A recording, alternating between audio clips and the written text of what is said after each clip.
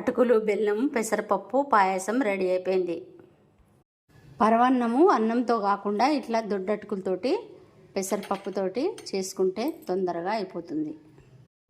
పెసరపప్పు ఒక half cup, 1 cup అటుకులు, బెల్లం 1 కప్పు, డ్రై ఫ్రూట్స్ నెయ్యిలో వేయించుకోవాలి. నెయ్యి కొంచెం 2 స్పూన్లు. ఒక కడాయి తీసుకొని పెసరపప్పు దోరగా మాడకుండా వేయించుకోవాలి. వేయించుకున్న పెసరపప్పుని ఇందులో 2 విజిల్ వచ్చే వరకు కుక్కర్లో ఉడికించుకోవాలి. మామూలు గిన్నెలైనా ఉడికించుకోవచ్చు, పెసరపప్పు తొందరగా ఉడుకుతుంది. ఈ అటుకులని కడిగి పెట్టుకోవాలి. ఈ పప్పు వేయించుకున్న బాండీలోనే బెల్లం కరిగించుకుందాం. నీళ్ళు మీకు అవసరం ఉన్నంత, పాకం రానవసరం లేదండి. జస్ట్ కరిగించుకొని పెట్టుకొని పక్కన పెట్టుకోండి. ఇలా మసలగానే వడగట్టి పక్కన పెట్టేయండి.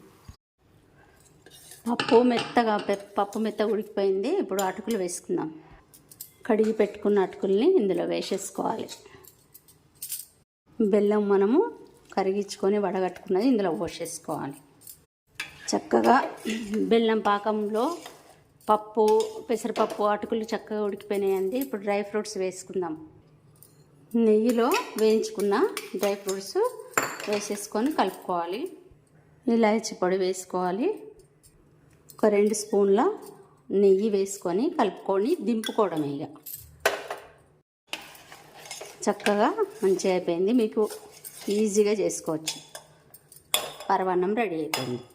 అన్నం ఉడికించే పని లేకుండా పరవాన్నం ఇట్లా అటుకులతో చేసుకోండి, తొందరగా అయిపోతుంది.